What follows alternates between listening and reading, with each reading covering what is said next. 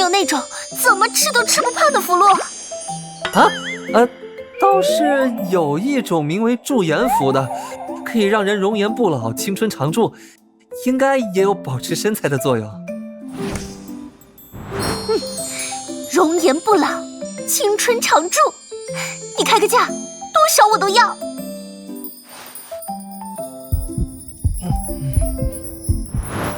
谈钱就不必了，等我晚上有空了，试着帮你画一画。柳姑娘好像是易胖体质，怪不得听到驻颜符激动成这个样子。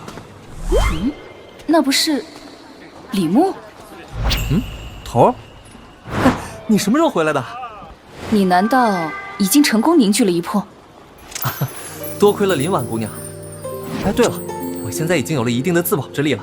青红剑，头还是收回去吧。你平日遇到的差事更危险，比我更需要它。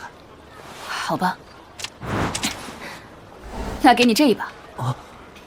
这是我炼魄境所用之剑，名白蚁。有了它，若是再遇到寻常怨灵，您可一剑斩之。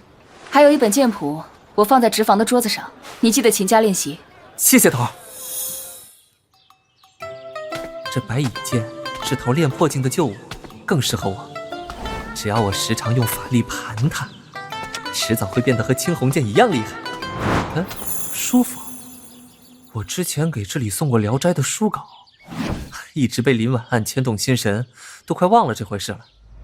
掌柜的，劳驾帮我查一查，我上次投的书稿有没有被选用啊？作者是蒲松龄。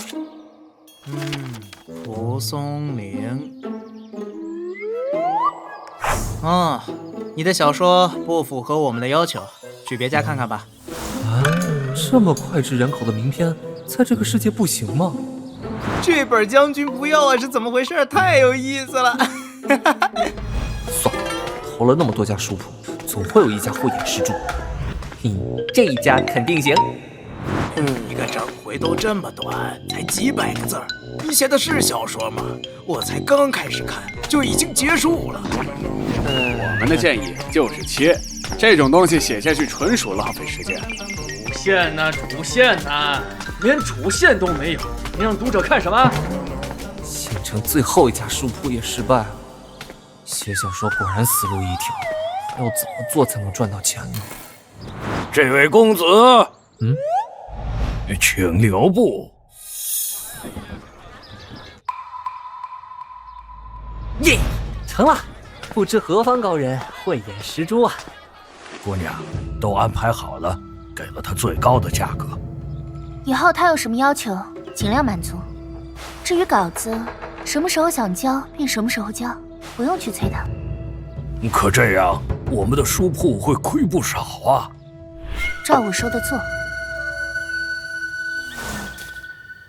先把欠柳姑娘的钱还上，然后好好准备凝聚雀阴。功法靠蹭，装备靠赠，李牧是爷。这里离碧水湾不远了，苏荷要给我的东西到底是什么呢？是谁在那儿？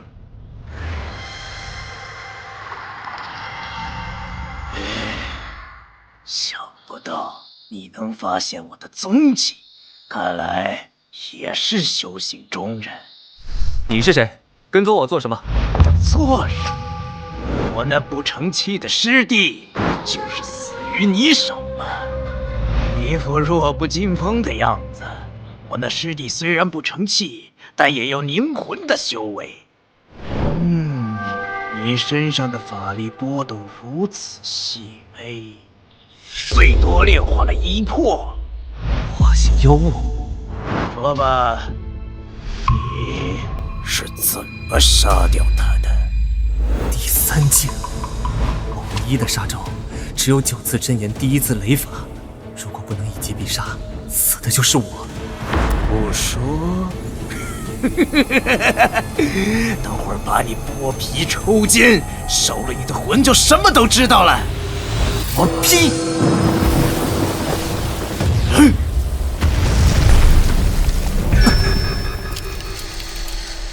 逃开了。雷法？不可能是雷法！你连7魄都没有炼化，道术是道术！然是替身符。再来，又被躲开了。施展的雷法命中率太低了，那么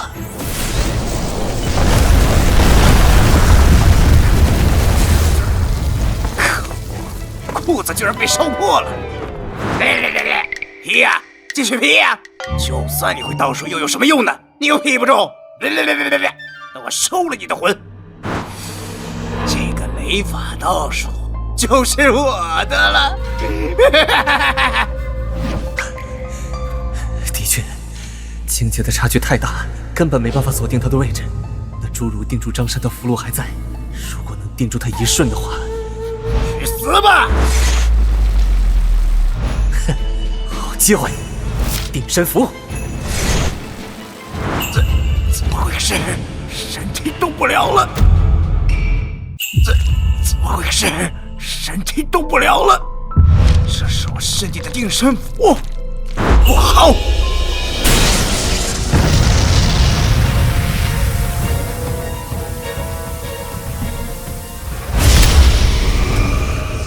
魂魄离体。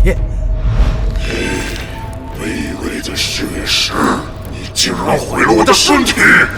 我要一口一口嚼碎你的灵魂！你并没有完全消灭他，可我的法力已经用尽，能依靠的只有这串佛珠了。哼，你以为凭个破佛珠就能挡住本大爷？佛门法境又如何？我倒要看看你的法力能支撑到什么时候！糟了，那些雷霆已经耗尽了我的法力，佛珠里的法力也接近枯竭。现在只有去碧水湾，才能有一线生机。到哪里去？今天谁也救不了你！不好！拿命来吧！什么人敢阻挠爷爷好事？在我的地盘动我的人，你好大的胆子！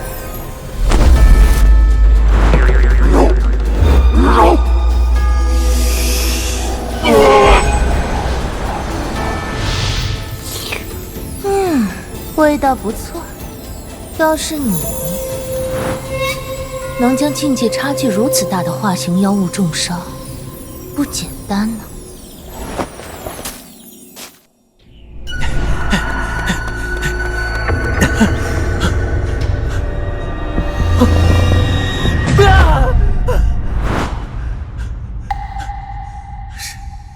什么？没死？我再晚来一会儿，你就要被他吞了。苏姑娘，苏姑娘，那妖物呢？也被我吞了。吞了？怪不得提到朝廷，他也并不惧怕。能吞了第三境的蜥蜴精，至少也是鬼修中的三境。朝廷对这种已有魂体的鬼修，向来是要好好说话的。我在那里察觉到纯正直接的雷法气息。道术、法经都是道门、佛门的秘术，可你实力低微，也不像核心弟子，怎么能用出来？这怎么解释？总不能说有一年冬天，一个和尚和一个道士晕倒在我家门口。罢了，每个人都有机缘。这个给你，算是感谢你还灵婉公道。这是引符随无咒，用则雷雨堂，急降急急降，急速现真形，急急如律令。这是道术神通。10几年前，有一名道士在斗法中陨落，这半部道书掉落潭中，我得了此书，学了些导引之法。这10余年来断断续续的修行，才有了今日的道行。不瞒姑娘，此书对我有大用。姑娘日后若有什么需要，李牧必定竭力报答。本来就是为了答谢你为林婉做的事，以后多来陪我说说话便是了。还有，你回去之后，帮我打听下20年前曾做过阳丘县令的崔明。好。这小木屋被我用幻术遮掩，寻常修行者看不到它。你若再遇到危险，可以将强敌引来碧水湾。多谢苏姑娘。好像是之前蜥蜴人的东西。这是那邪修的养魂袋，里面装的应该是他抓来的魂魄。又是被邪修胡乱抓来的冤魂。该死的死角蛇，老子出来了！上次你趁老子不备才得手，有本事你再抓老子一次！哎，怎么又是你？苏姑娘，千万别让他跑了！休想！别杀我！以前是小鬼冒犯了您，你大人有大量，大人不计小人过，就把小鬼当个屁放了吧！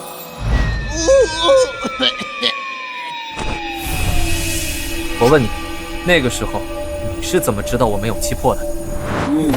小鬼从无意中吸收了怨灵的残魂，残魂中有个神通叫天眼通，学会了那个，我就能看穿人的丧魂气魄。当我好骗？我没骗你，你试试就知道了。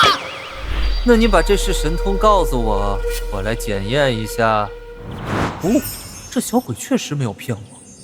天眼通不仅法力消耗低，还能让我看穿对手的实力。可惜无法看穿道行高于自己的人。话说你的气魄是怎么回事？气魄，应该被什么邪物勾去了。我正在想办法凝聚。凝聚气魄可比炼化要难得多，你还不如转为鬼修，有我帮你，保你20-30年内进入中三境。我还没成亲呢。这有什么？就算是成为了鬼修，也可以找一名女鬼，灵魂双修。等你进入中三境之后，便能随时凝聚身体，和活人没有区别。双修？这有什么？就算是成为了鬼修，也可以找一名女鬼，灵魂双修。等你进入中三境之后，便能随时凝聚身体，和活人没有区别。双修？怎么样？考虑考虑。我可以走了吧？谁说你可以走了？此鬼之前2次想害我性命，今日落到我的手上，与其用雷法劈了他，替天行道，还不如让苏姑娘吞了他的魂魄，增进道行。不！这位姑娘，饶了我吧！大家都是鬼，鬼又何必难为鬼呢？这小鬼道行虽然比灵婉姑娘深，产生的情绪之力却比她差多了。阿弥陀佛。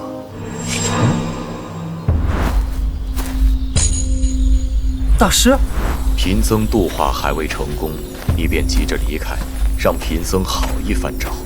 和尚，你收了我吧，我再也不跑了。让我听你念经，我超爱听你念经的。喂，小鬼，我允许你离开了。阿弥陀佛，善哉，如我是闻。你看，我都会背了。大师，快来渡我！你快来渡我呀！那就交给大师了。孽障，还不进来！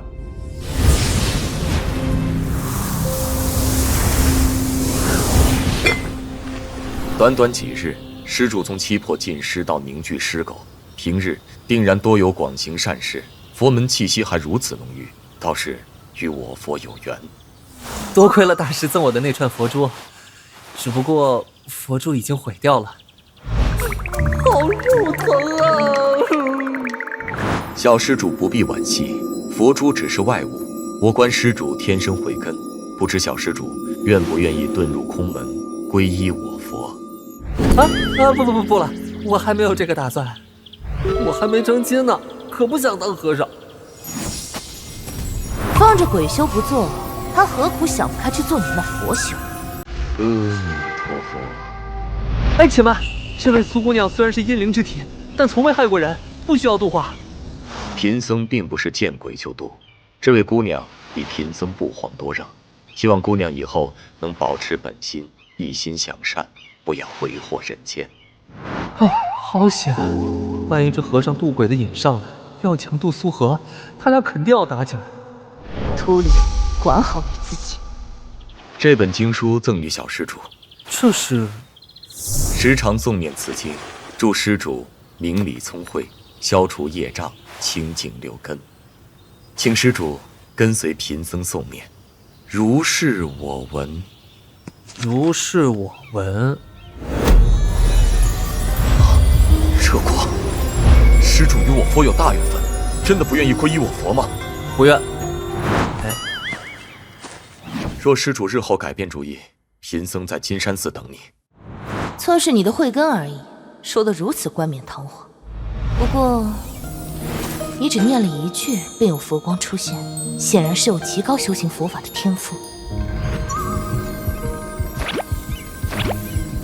可你却偏偏修行了道法。佛道虽说能同时修炼，但修行不易，仅修一途便已非常艰难。你也不要太贪心。实力才是硬道理。如果不是苏荷出现，就凭我那微末道行，早就被西已经拆吃入腹。在没有绝对的实力之前，一定要苟住。第二波雀阴的凝聚势在必得。至于哀情，如何调动大多数人的情绪呢？若要吸取某个人的情绪，就需要和对方面对面。如果超过一定距离，引导之术就没用了。原来是云烟阁里说书的。哎，有了！掌柜的，云烟阁的茶楼缺不缺说书人啊？哟，这不是小姐看中的那个男人吗？公子这是想说书了？正有此。王掌柜，上个月的账还有一些遗漏之处，你与我一道来。李公子，怎么是你啊？哎，小姐啊，这我可兜不住了呀。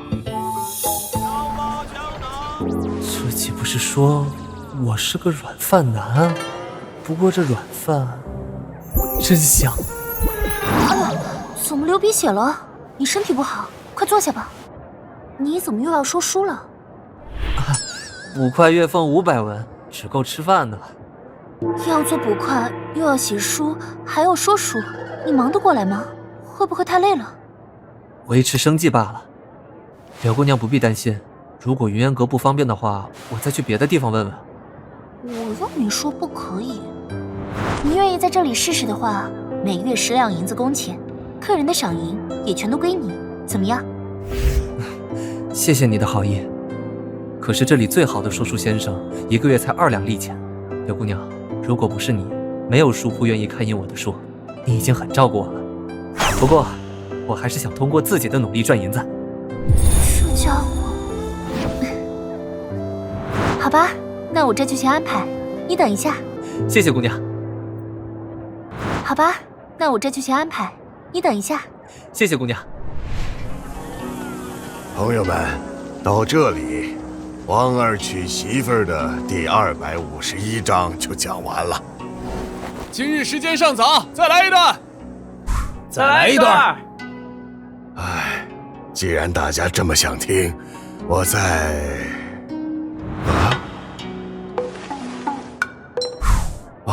小老儿今日身体不适，就讲到这里。啊？这就完了？茶还没来得及喝呢。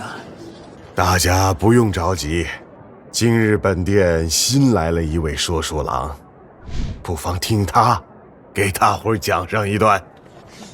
新人有什么好听的？哎呀，走了走了。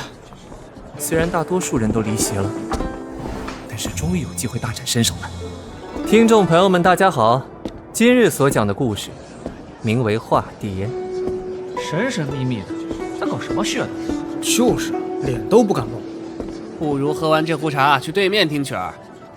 前朝年间，北郡阳丘县祝家庄有个驻员外之女英台，美丽聪颖，自幼随兄学习诗文。只要心中还有人类的情感，就是猛男也得被我收割爱情。小二，再续壶茶。好嘞。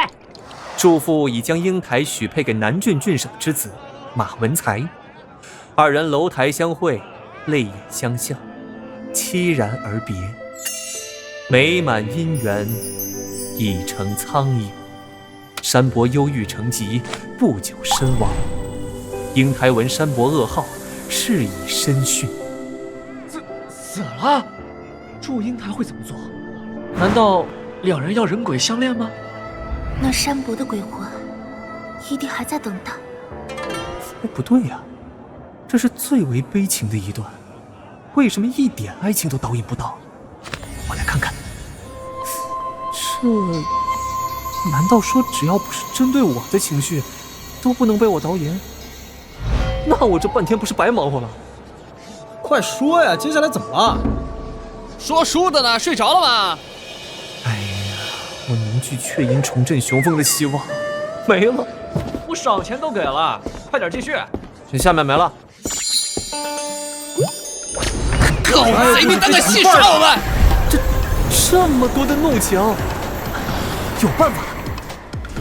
今天没了，欲知后事如何，且听下回分解。看完这一套，回来，信不信我想揍死你？有心栽花花不开，无心插柳柳成荫。这怒情爽啊！哎呀，听个书怎么这么累？我得先歇会儿。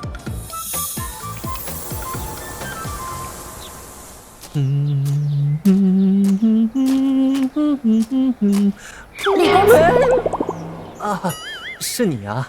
我还以为那些茶客打到我家里来了呢。山伯病死了，英台呢？英台后来怎么样了？既然你那么想听，那就从刚才的地方开始讲起吧。英台被迫出嫁时，绕道去山伯墓前祭奠，在英台哀痛感应下，风雨雷电大作，山伯坟墓爆裂，英台偏先跃入坟中，墓覆河裸，风停雨霁，彩虹高悬，2只蝴蝶从坟墓中飞出，在人间翩跹起舞。英台殉情，山伯没有复活。不行，你必须改了，让山伯复活，然后和英台双宿双飞。不改。求你了。不行，绝对不能被美色诱惑。就改改嘛，让他们在一起好不好？我给你做一大桌子菜。不改就是不改，不是所有爱情的结局都能像人们所期望的那么美好的。这故事我一个字都不会改。你这个坏人！这鱼是要清蒸还是红烧呢？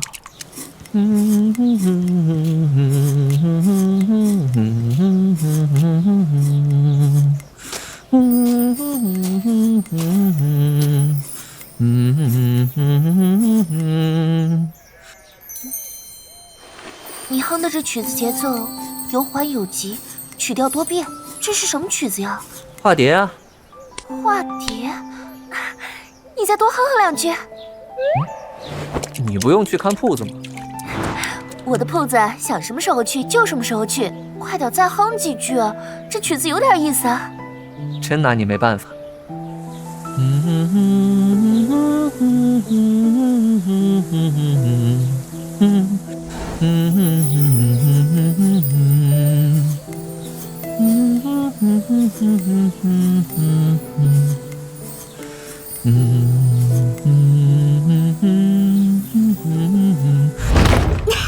李公子，我哦，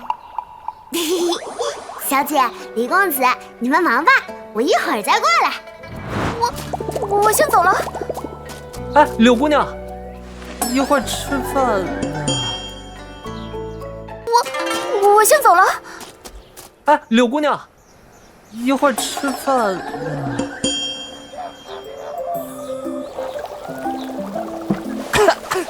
晚了，火烧太旺了。多亏了小姐当初说要搬来北郡，现在的日子多开心啊！你和你家小姐以前在什么地方生活？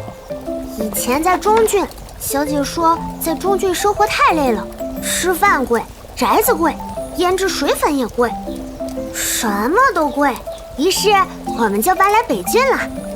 你家小姐没有家人吗？父母、兄弟姐妹什么的？我被小姐捡回来的时候，小姐就是一个人了。听方主说，小姐是被卖进乐坊的，家里人应该早就找不到了。我还以为柳小姐是出自高门大户，没想到她竟然有这样的经历。等等，你是被她捡回来的？逃荒的时候因为太能吃，被爹娘丢在路上，是小姐把我捡回来的。真是个苦孩子。那你们两个怎么生活的？小姐说靠别人不如靠自己，于是小姐在台上给人唱歌，我给乐坊的姐姐们洗衣服，攒够了赎身的钱和开铺子的钱，就来到这里了。这样的胆气和魄力，就连男子中也少有啊。哦，这是化蝶，虽然和原版有些差异，但只听我哼了一段，就能将曲谱反推得8九不离10。柳姑娘在音乐上的造诣，真是让人不得不服。李公子，这曲子有没有完整的曲谱？我有一个想法要与你商量。想法？你说说看。这几日可以让他们多讲一讲化蝶，如果受到欢迎，便可以让书铺开印成书，乐坊和戏楼也能以它为原型作曲，或是编成戏文。哦，这是要把梁祝打造成一个 IP， 这柳姑娘不简单啊！如果梁祝变成戏文，那么看客们的哀情，这些你可以自己做主，我只有一个要求。放心，酬劳一定让你满意。不是钱的问题，化蝶的故事编成戏文之后，我要演梁山伯。这个你会演戏？不会啊，但我可以学。其实我从小就有一个演戏的梦，我只想在我死之前站在那个梦寐以求的舞台里。好了好了，不就是演戏吗？我让你演就是了。半夜飘忽不定的忽视，水中隐约模糊的鬼影，为何葡萄园一夜变成荒地？是谁让老头瞬间崩溃？一切谜底，尽在今日小李故事会。多亏了你们，我的怒情收集进度才10分喜人啊！这次他要敢再讲到一半停下，老子打断他的腿！就是。话说那碧水湾畔一老者种了个葡萄园，长势很好。但有一天，老者无意中听到了河中2只水鬼的密谋，要在明日杀死一路过的年轻人。老者心善，第2日便救下了这年轻人。可不料，老者却被那水鬼缠上。幸好一好心道士路过碧水湾，主动帮老者困住了2只水鬼。老道告诫他一路向西跑，不要回头，等到天亮鸡叫后再回来。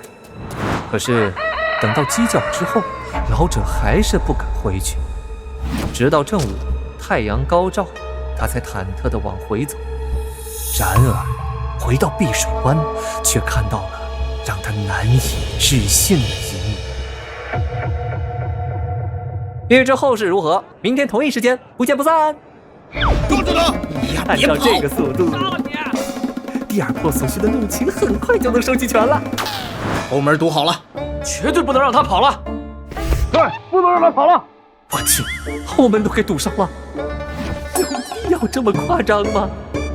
哎，有了！哎，大伙看到那说书的狗贼了吗？他没有在里面吧？没找到，我刚从里面出来。他应该还没跑，现在进去堵他还来得及。行，我们走。这狗贼每次都停在最精彩的地方，千万别让我抓到他，抓住了我打断他的狗腿。这怒情虽说是收集了不少，但炼化难度可比喜悦之情难了数倍，这到底正不正常啊？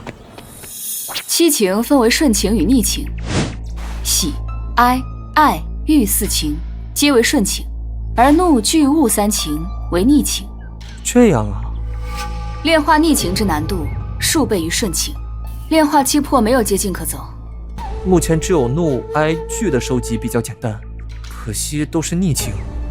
你需要想想，在这半年内如何收集另外2种情绪。我先去巡逻了。种葡萄的老者到底看到了什么？啊？猴，你知道我在说书啊？没事没事，只要不是伤天害理的事情都没关系。那老者到底看到了什么？他看到那2只水鬼，那天路过的年轻人和那名道士，合伙偷光了他的葡萄。那没事了。没想到头儿也去听我说书了。张山又从老王那儿偷书了。天狐一族有恩必报，有仇必复。那天我所救的狐狸是公的还是母的来着？